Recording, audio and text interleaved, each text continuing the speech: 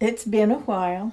I just got a load from the kiln, and I want to show you. I'm going to feature some sea spray and with different clays and different things with that particular brand. This is Opulence Glaze, and it's its own brand, and it's number 607 Sea Spray.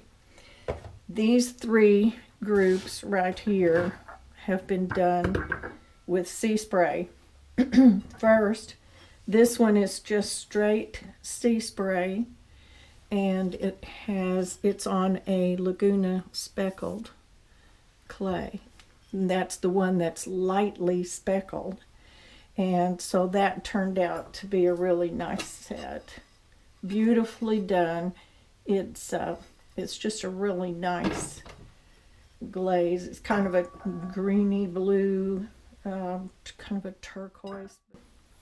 This is sea spray, and on the bottom I put sea salt. So we've got sea spray, just this glaze on here. It's the heavily speckled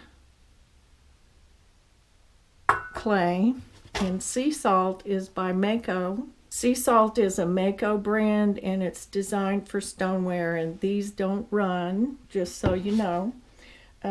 This sea spray over here, the Opulence, will run a little bit, but it's not outrageous like most blues and greens are. Kind of unpredictable sometimes. This is kind of retro, I think. It reminds me of things things from the 50s. Some of this has been in the kiln for about several months. We lost my mother, and I had things in the kiln and just left them there for a long time.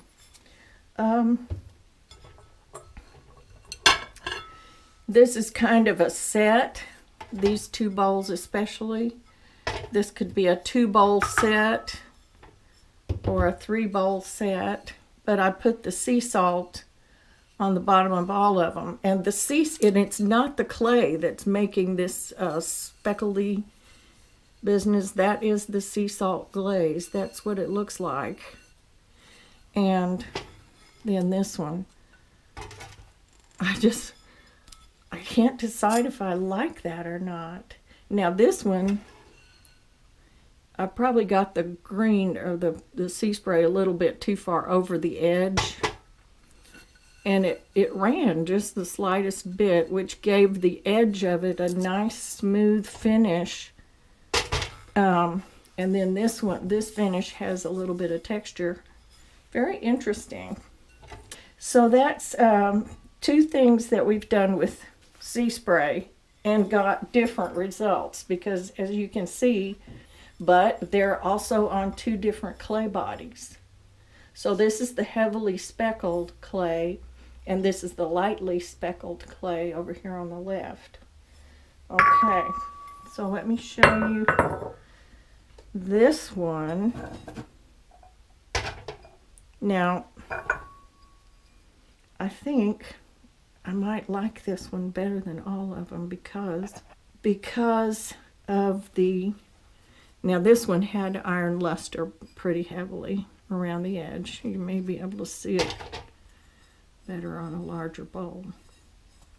I'm doing this in a window that faces north because we don't get all that much sunlight around here at this time of the year, and it's been raining the last few days. Maybe if I keep turning that, you'll find a place to be able to see. So this has kind of a, I don't know what to call it. It's kind of a shaggy, speckled, it isn't spotted, but it's just it looks like sea foam to me, but that's not the name of the glaze or anything. This is covered with sea spray, front and back, but the iron luster on the edge. Now that's on the lightly speckled clay, very lightly speckled. So that kind of behaved itself. You can see where the middle of this is the same color as this clay. I mean, this glaze. And so the difference is this does not have iron luster and this one does. So let me put that right there. Here is the heavily speckled clay. There's a little small set right there. This is heavily speckled with, and so that's sea spray on the interior. You know, I like what that does in here because I like that little speckly. I like the specks. And then iron luster here around the edge. I may put this back in the kiln, run it through one more time because I'd like for that to run down just a little bit more. This might have been in a colder spot in the kiln. So here are several mugs. I had a bunch of mugs. I did them all the same. I had Merlot, Smoky Merlot, Amico, and that's this one right here, Amico. And these are brushed on, by the way. The bowls that I just showed you are brushed on as well. Mugs are done the same way. Just love the inside of them.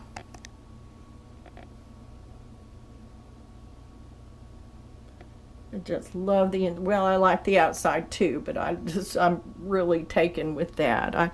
I like that because I like what it did on these bowls as well. Now, this is obsidian with, with Smoky Merlot and Arctic blue around the edge. So obsidian, Smoky Merlot, and then on top of that, less Arctic blue. That's the Arctic blue gives you that neon look on there. And you know, this bowl, I thought, oh my God, this bowl is so pitted. Well, it turns out it isn't. Somehow, some way, these are just like, it looks like stars. They're just little, little spots in there that glitter. It's like glitter. So, and that's on the entire bowl. This is the heavily speckled clay, and those turned out really well. I would like for them to have run a little more, and so I'm wondering if my kiln may have been a little cool. It may be mad at me because I haven't used it in so long.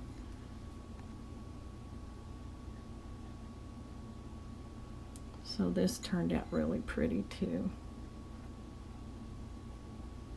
I just love these. Okay, let me set that down, show you this one.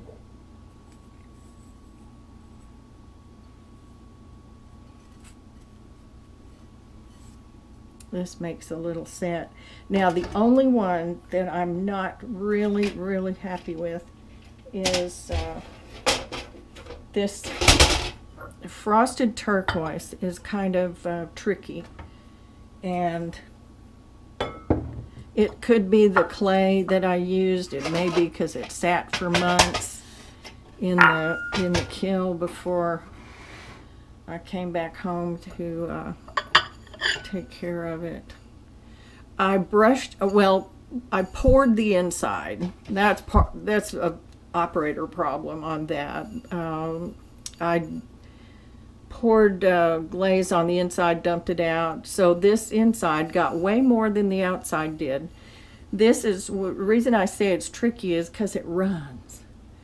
And it's a little, I don't have a very tall foot on here. So I was real careful on how much glaze I put on here. Should have put more. The inside turned out pretty good, but we got some crawling right there, and there's some crawling on this one too.